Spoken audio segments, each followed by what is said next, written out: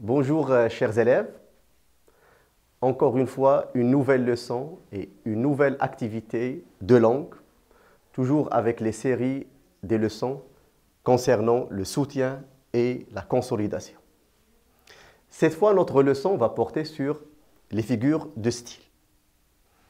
Comme vous le savez, que les figures de style, c'est très important pour analyser les textes et pour comprendre les textes. Et bien sûr, au long de cette année, vous avez étudié pas mal de figures de style. Mais nous, aujourd'hui, on va faire un soutien et consolidation. C'est-à-dire, on va se rappeler des acquis précédents. Et comme vous le savez, il y a beaucoup de figures de style. Et pour les mémoriser, c'est mieux de procéder avec une carte mentale. C'est pourquoi j'ai regroupé les figures de style, comme vous voyez ici, les figures d'analogie, les figures d'insistance et d'exagération et les figures d'opposition. Ça, c'est une carte mentale pour analyser, pour mémoriser les figures de style. Comme j'ai dit, on va faire un rappel et on va commencer tout d'abord par les figures d'analogie. Qu'est-ce qu'on entend par les figures d'analogie? Pour les figures d'analogie, il y a 3 figures de style. La comparaison, la métaphore et la personnification. Donc, c'est quoi la comparaison? La comparaison, c'est lorsqu'on rapproche deux termes, A et B, entre les deux termes, il y a un point commun. Et entre les deux termes, il y a un moyen de comparaison. Et bien sûr, il y a plusieurs moyens de comparaison. Le plus célèbre, le plus connu, c'est comme, ressembler à, semblable à, tel que, à la façon de, à la manière de. Donc, il y a plusieurs connecteurs, il y a plusieurs moyens de comparaison. Regardez ici, j'ai écrit un exemple, plus bien sûr la définition. La comparaison, c'est rapprochement entre deux termes particuliers, A et B. En utilisant un outil de comparaison, comme j'ai dit, il y a plusieurs outils de comparaison. Il y a toujours un comparé et un comparant.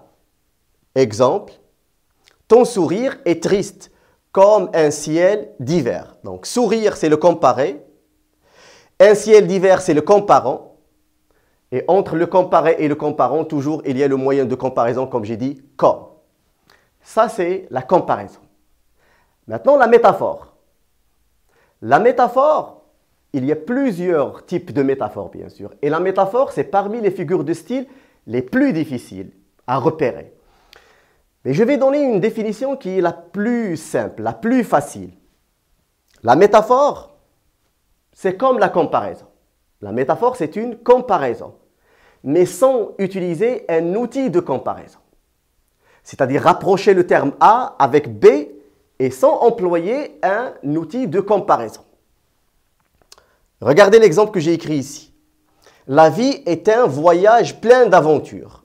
Donc la vie, c'est le comparé. Un voyage plein d'aventures, c'est le comparant.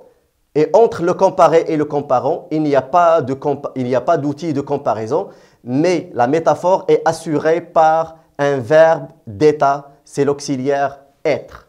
Ça, c'est un type parmi les types de métaphores. Parfois, on trouve qu'il y a l'absence du comparé. Et ça, c'est le cas le plus difficile à repérer cette métaphore. Mais la métaphore, généralement, c'est une comparaison sans utiliser un outil de comparaison. Troisième figure de style, c'est la personnification.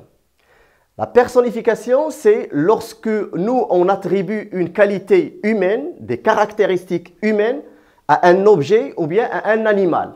C'est-à-dire quelque chose qui appartient à nous, les humains, et on va donner cette caractéristique, cette caractéristique à un être, à un animal ou bien à un objet.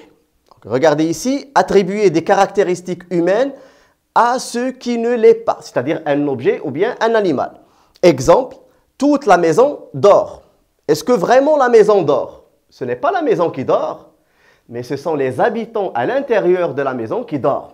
Nous, on a attribué la qualité de dormir, normalement c'est un être humain qui dort, à un objet ici qui est la maison. Ce n'est pas la maison qui dort, mais comme j'ai dit, ce sont les habitants, les personnes qui sont à l'intérieur de la maison. Donc nous, on a attribué cette qualité à un objet ici, c'est la maison. Donc comme vous voyez, toujours il y a deux parties, A et B. C'est pourquoi on a appelé ces figures de style, ce sont les figures de style d'analogie. Toujours il y a deux parties. Ça c'est pour la première catégorie. Deuxième catégorie, ce sont les figures d'insistance et d'exagération. Pour les figures d'insistance et d'exagération, il y a 4 figures de style. Il y a l'hyperbole, l'énumération, la gradation et l'anaphore. Donc pour l'hyperbole, c'est une exagération. Lorsqu'on exagère, vous allez me dire, est-ce qu'il y a des signes dans la phrase? Est-ce qu'il y a quelque chose dans la phrase par laquelle on peut comprendre que c'est une hyperbole? Je vais vous dire que non. Il n'y a pas des marques typographiques. Il n'y a pas un moyen pour dire que c'est une hyperbole. Mais je dois comprendre la phrase, je dois comprendre le lexique, les mots utilisés dans la phrase, les expressions utilisées dans la phrase pour dire que c'est une hyperbole. C'est exagérer une idée pour l'accentuer dans le but de créer une forte impression. Comme j'ai dit, c'est pour exagérer, pour amplifier une expression. Et regardez l'exemple. Je crois que je pourrais rester 10 000 ans sans parler. Regardez cette expression, 10 000 ans sans parler. Est-ce que vraiment quelqu'un peut vivre 10 000 ans? Donc, il n'y a pas quelqu'un qui peut vivre 10 000 ans. Comment je peux rester 10 000 ans sans parler? Donc, c'est une exagération pour exagérer, pour amplifier cette idée. C'est pourquoi on a appelé ça, c'est une hyperbole, c'est une figure de style d'exagération. La deuxième figure de style, c'est l'énumération.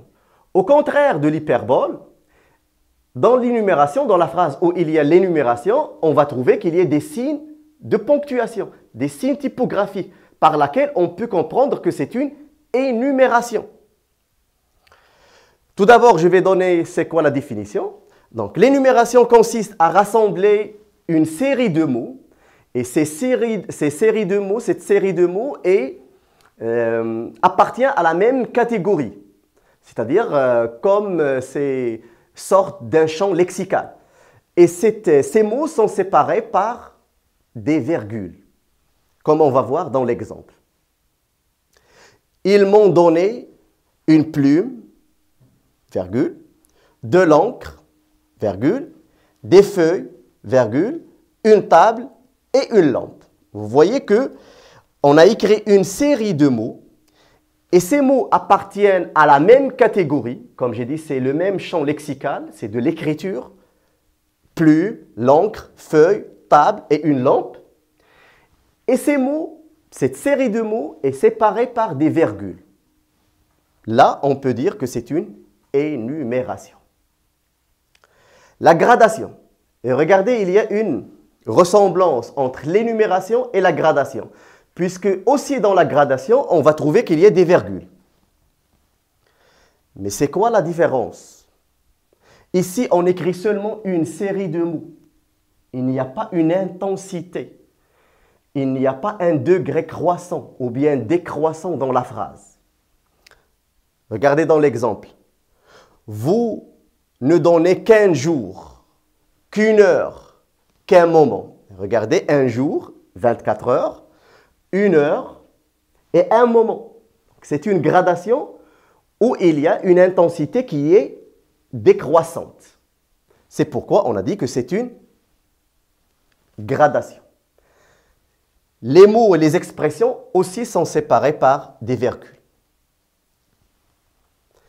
Donc la gradation, c'est quoi? Un procédé qui permet d'accroître l'intensité d'un propos. L'anaphore. L'anaphore, c'est une figure d'insistance pour insister sur une expression, pour insister sur un mot. Comment je vais insister? Par le biais de la répétition, la redondance. Donc l'anaphore fonctionne avec la répétition. sauf que cette répétition est judicieusement placée. Le même mot ou la même expression revient systématiquement au début de chaque phrase. Exemple, toujours aimer, toujours souffrir, toujours mourir. Et regardez l'expression toujours, toujours, toujours qui se répète au début de chaque phrase. Regardez, j'insiste sur au début de chaque phrase. Toujours, c'est au début de la phrase. Toujours, c'est au début de la phrase. Et toujours, c'est au début de la phrase. Et les phrases sont séparées, bien sûr, soit par des virgules, soit parfois on trouve, il y a des points. Donc ça, c'est l'anaphore. Et tout ça, ce sont les figures d'insistance et d'exagération. La troisième catégorie maintenant, ce sont les figures d'opposition. Pour les figures d'opposition, il y a plusieurs figures d'opposition. Et ici, je me suis contenté pour 2 figures de style. Mais il y a plusieurs figures d'opposition. Ici, j'ai écrit l'antithèse et l'oxymore. Il y a le chiasme et l'antiphrase. Tout ça, ce sont des figures d'opposition. Mais pour cette séance, je vais me contenter, comme j'ai dit, pour l'antithèse et l'oxymore. Et regardez, entre l'antithèse et l'oxymore, on va trouver qu'il y a des points communs. Donc, c'est quoi l'antithèse? L'antithèse, c'est une figure de style qui consiste à regrouper 2 mots dans la même phrase, mais ces 2 mots, ce sont des antonymes, des contraires. Donc, l'antithèse consiste à rapprocher dans le même énoncé, c'est-à-dire la même phrase, 2 termes, 2 pensées, 2 expressions qui sont à l'opposé, pour créer un effet de contraste. L'exemple. Il se tient de grands discours avec sa petite voix intérieure. Grand, c'est le contraire de petit. Je vais insister sur une chose. Les 2 mots qui sont contraires, ils sont séparés. Donc, les 2 mots au sens contraire, ils sont séparés. Par contre, lorsqu'on va passer pour étudier l'oxymore, on va constater que les 2 mots de sens contraire, ils ne sont pas séparés. Ils sont juxtaposés, c'est-à-dire l'un à côté de l'autre. C'est la seule différence entre l'antithèse et l'oxymore. Donc l'antithèse, les 2 mots sont séparés par des mots, ou bien parfois on peut trouver virgule, ou bien point-virgule. Mais l'oxymore fonctionne comme l'antithèse, elle rapproche des termes opposés. Toutefois, l'effet de l'oxymore est accentué puisque les termes opposés sont côte à côte, c'est-à-dire juxtaposés. Dans l'énoncé, exemple, cette petite grande âme venait de s'envoler. Petite et grande, les 2 mots de sens opposés sont juxtaposés, ils ne sont pas séparés par des mots ou bien par des signes de ponctuation. Ça, c'est l'antithèse et l'oxymore qui forment les figures d'opposition. Comme j'ai dit, il y a d'autres figures d'opposition. Maintenant, on a fait un rappel. Après, on va passer pour faire une application, bien sûr. Et les phrases sur lesquelles on va travailler, ce sont toutes des phrases tirées des œuvres au programme. Il dominait le tumulte, éclaté comme un orage. Regardez bien et dites-moi de quelle figure de style s'agit-il. Bien sûr, si vous constatez dans la phrase, il y a un outil de comparaison. Donc, c'est une comparaison. L'outil de comparaison, c'est comme. N'aimes-tu pas cette peau hâlée au grain si fin, ces grands yeux qui rient? Regardez cette phrase. De quelle figure de style s'agit-il? Ces grands yeux qui rient. Ces grands yeux qui rient. Les yeux qui rient. Donc, il y a le verbe rire. Bien sûr, c'est une personnification. Le soir, je revins à la maison, mort de fatigue, mais très fier de ma journée. Donc, cette phrase, regardez ici, je reviens à la maison, mort de fatigue. C'est là où il y a la figure de style. Mort de fatigue. Bien sûr, il n'y a pas quelqu'un qui va mourir de fatigue. C'est quoi? C'est une exagération. Lorsque je dis une exagération, c'est une hyperbole. L'autre phrase. Je savais qu'une journée s'ajoutait à une autre. Je savais que les jours faisaient des mois. Regardez cette figure de style. Je savais. Je savais. C'est quoi? Il y a une répétition, bien sûr. C'est une anaphore. Il y a la répétition de je savais, au début de la phrase, au début de la phrase. Donc, ça nous donne une anaphore. Ma mémoire était une cire fraîche et les moindres événements s'y gravaient en images ineffaçables. La figure de style se trouve ici. Ma mémoire était une cire fraîche. C'est là où il y a la figure de style. Donc, il y a le comparé, il y a le comparant, mais il n'y a pas de moyen de comparaison. Ici, les deux termes sont rapprochés par un verbe d'état. Donc, c'est quoi? C'est une métaphore.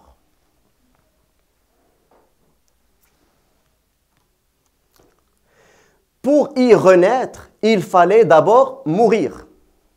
Pour y renaître, il fallait d'abord mourir. Regardez bien ce verbe, renaître et mourir. Qu'est-ce que vous constatez? Renaître, c'est le contraire de mourir. Renaître vient du mot ou bien du verbe naître. Naître, c'est le contraire de mourir. Donc, on a deux phrases, deux sens opposés, mais ils sont séparés. Ça nous donne quoi? Ça nous donne une antithèse, bien sûr. Des nuits blanches qu'elle avait passées à gémir. Des nuits blanches qu'elle avait passées à gémir. Nuit blanche. Normalement, la nuit, la couleur de la nuit, on connaît que la couleur de la nuit, c'est le noir. Donc, le noir avec blanche. Ce sont deux mots de sens opposés, mais ils sont juxtaposés. Qu'est-ce qu'on a dit? C'est, bien sûr, c'est un oxymore. Mon père représentait la force, l'aventure, la sécurité et la paix. Regardez dans cette phrase, il y a des signes de ponctuation. Virgule, virgule, virgule. La force, l'aventure, la sécurité et la paix, ce sont des mots qui appartiennent à la même catégorie. Ils sont séparés par des virgules. Bien sûr, c'est quoi la figure de style? C'est une énumération, bien sûr. Mes yeux ne pourront plus s'arrêter de couler. Mes yeux verseront des larmes de sang. Mes yeux se dessécheront et j'errai dans les ténèbres. C'est quoi la figure de style? Regardez, mes yeux, mes yeux, mes yeux. Il y a la répétition de trois fois, on a répété mes yeux. C'est bien sûr, une anaphore, puisque c'est une répétition de la même expression ou bien du même mot 3 fois qui est répété dans le même énoncé. Cette phrase.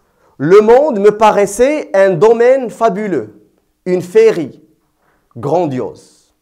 Le monde me paraissait un domaine fabuleux. Le monde, un domaine fabuleux. Donc, deux termes, A et B. Il n'y a pas de moyen de comparaison. Donc, c'est quoi? C'est bien sûr, c'est une métaphore.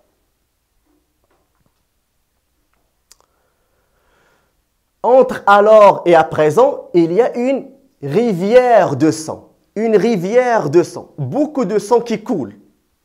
Le sang de l'autre et le mien. La figure de ci, c'est là. Il y a une rivière de sang. Donc, c'est quoi? Est-ce qu'il y a vraiment une rivière de sang? C'est une exagération. Et lorsque je dis une exagération, c'est bien sûr, une hyperbole. Qu'est-ce que cette échelle de torture qui aboutit à l'échafaud? Donc ici, le condamné à mort, puisque cette phrase est tirée de l'œuvre Le dernier jour d'un condamné, le condamné à mort compare la torture physique et la torture morale comme une échelle qui aboutit à l'échafaud. Et à chaque fois, il y a cette souffrance physique et cette souffrance morale. Donc, il compare la souffrance physique et souffrance morale avec une échelle. Mais il n'y a pas un moyen de comparaison. Donc, c'est quoi la figure de style? C'est une métaphore, bien sûr. Elle me regardait d'un air étonné, caressé, embrassé, dévoré de baisers, et se laissant faire, mais jetant de temps en temps un coup d'œil inquiet sur sa bonne qui pleurait dans le coin. Donc, la figure de style, c'est là. D'un air étonné, caressé, embrassé, dévoré de baisers. Donc, le condamné à mort a rencontré sa petite fille Marie et lui, il voulait dévorer sa petite fille de câlins, de baisers parce que tellement il voulait voir sa petite fille. Donc, regardez, il y a des mots qui sont séparés par des virgules, mais il y a de la tendresse, il y a de l'intensité. Il insiste sur ces mots. Il y a un degré d'intensité. Donc, c'est quoi? C'est une gradation. Lui, prolongeant son rire qui ressemblait à un râle. Ressemblait à. Donc, tout à l'heure, j'ai dit les moyens de comparaison. Parmi les moyens de comparaison, parmi les outils de comparaison, c'est ressembler à. Donc, lorsque je dis les moyens de comparaison, bien sûr, c'est facile, c'est une comparaison, bien sûr. C'est lui qui est bon et moi qui suis mauvais. C'est moi qui est bon et moi qui suis mauvais. Bon, mauvais. Qu'est-ce que vous constatez? Bon, c'est le contraire de mauvais. Lorsque je dis deux mots de sens contraire dans le même énoncé, ils sont séparés, automatiquement, c'est une antithèse. Non, rien, moins qu'une minute, moins qu'une seconde, et la chose est faite. Si vous constatez dans cette phrase, on peut accepter ou on peut admettre deux figures de style, puisqu'il y a la répétition de moins, moins au début de chaque phrase, et il y a une minute et une seconde. Une minute, une seconde. Donc ça, on peut accepter deux figures de style, l'anaphore et la gradation. La dernière phrase, le soleil, le printemps, les champs pleins de fleurs, les oiseaux qui s'éveillent, le matin, les nuages, les arbres, la nature, la liberté, la vie, tout cela n'est plus à moi. Donc, si vous constatez, bien évidemment, c'est clair, il y a des virgules, il y a des mots qui sont séparés par des virgules au long de la phrase et les mots appartiennent à la même catégorie automatiquement, sans penser, je vais dire que c'est une, bien sûr, énumération.